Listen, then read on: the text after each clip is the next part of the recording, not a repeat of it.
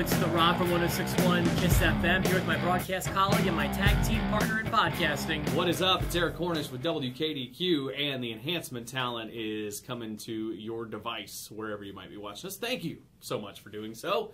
And the big news, which we didn't talk about on Monday, but we're very excited to bring you, WWE SmackDown coming back to Evansville. The televised SmackDown. These are my favorites. I know you have a soft spot for house shows, and I do too, but I love a TV taping or a pay-per-view more than anything. Well, this is coming May the 12th. It will be a taping for the following Thursday, and they'll also do, I'm guessing, main event, I think, in Superstars. They tape some matches for those as well. But it'll be a good time. I mean, they've announced some of the stars. We know that can change, but right now they're, I mean, if you listen to the commercials they've got running in this market now, there's a big change going on, and Wrestlemania is probably going to be a part of that. But the stars that they're mentioning, Roman Reigns, Daniel Bryan, Dean Ambrose, Seth Rollins, Bray Wyatt.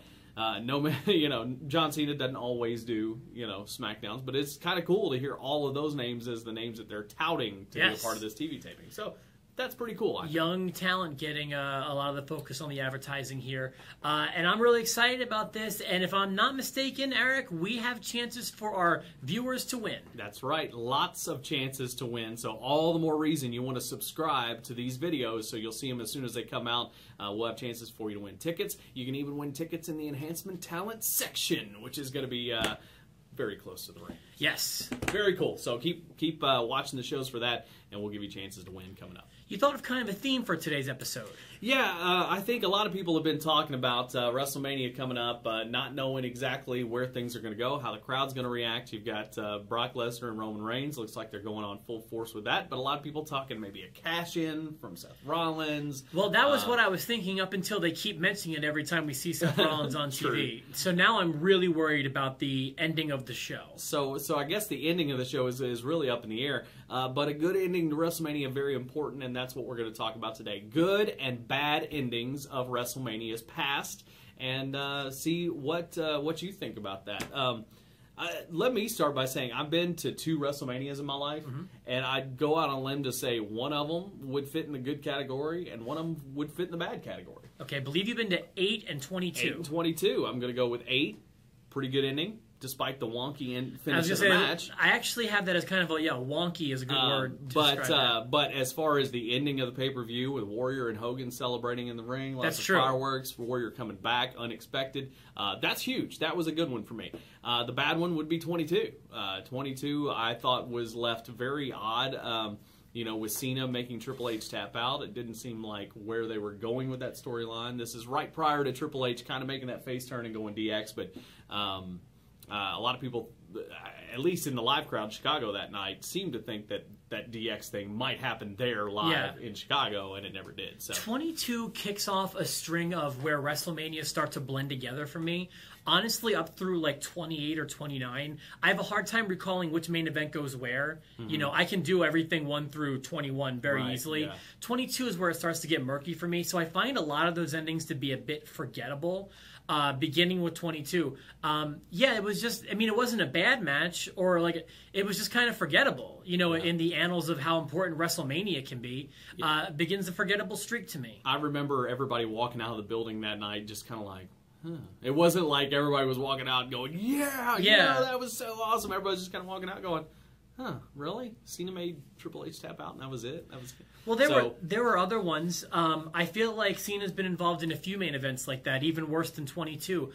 For example, 27 with The Miz. While I wasn't upset that Miz won, it was just a confusing end of the show. It was, and it was all set up to promote the very next year, obviously, as we know now. But it was an odd ending, especially with a match that only lasted a few minutes and then ended in a double count out before the obvious conclusion. It just was very un-WrestleMania like.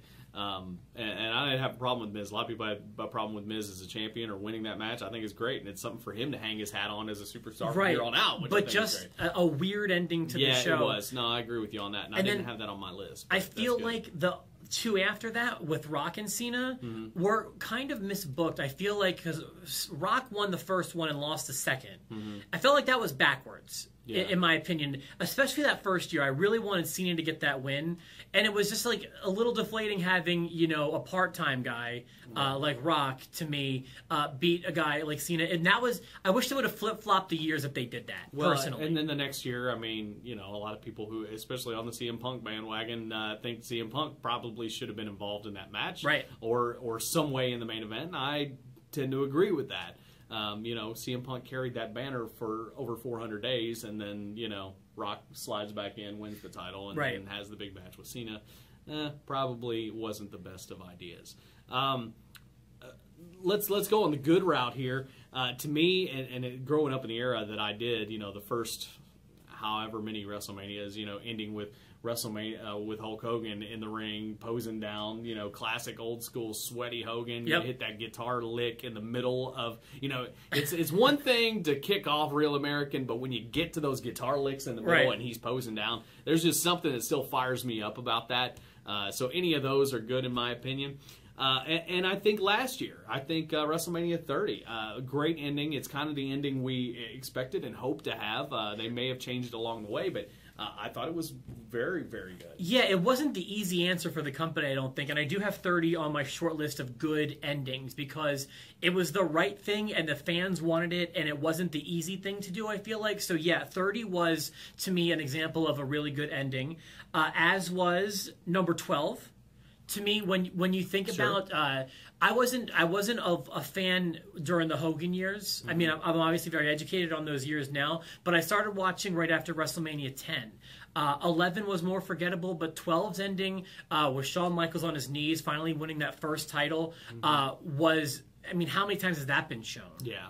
I actually bought a piece of the mat that he was on in that because that was such an important moment in my childhood. Very cool. I've got one in a plaque. I have a little cutout of the ring with Sean's autograph on it, and it was a very, very a very memorable ending to the show. It was a good build. It was a good build to that match too, for sure.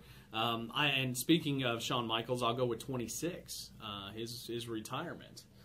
As he's leaving, I thought that was well done. It wasn't as great a match as the prior year, but at least they made the right decision and put it on last. Knowing that probably nobody would be able to follow it. That being said, 25 turned out very poorly because you had that great match. You even had a great triple threat match with Cena and Edge and Big Show, and then you end the night with a very confusing match with Triple H and Randy Orton that I think just kind of took the steam. Everything else took the steam out of the crowd. Yeah. And to end with that match seemed very just kind of like, okay. See, those all fall in the years of very muddling. Just they all blend together for me. 30 broke that streak of muddling for me because it was a great show where a lot of memorable things happened. I'm hoping 31 has the same thing, and it has the potential to. I really hope that Rollins cashes in. Yeah, I think it's the year. I think it needs to happen. As a Bret Hart mark, the way I've been, WrestleMania 9 has a bad taste in my mouth. And that's one last one that's left on my sheet as well. Bad at WrestleMania 9. Yeah. And the next year, WrestleMania 10, very good. Bret Hart on the shoulders. Sure. So. WrestleMania 9, I want to talk about that real quick. I mean, obviously people know about the politics and Hogan coming back, and they didn't think he was going to come back, and it was a double main event. And, the logic of that entire thing, even as, I don't know how old I was, 12 or however old I was then, even the logic was lost on me because when you're a monster heel like Yokozuna, you have cheated to win and you beat Bret Hart. Okay, you've done your job. Why in the world, would you challenge one of the biggest stars ever for the title minutes after you've just won a match? For a heel, that makes no sense whatsoever. It was awful. I can tell you that. By the way, I am always the same age as WrestleMania.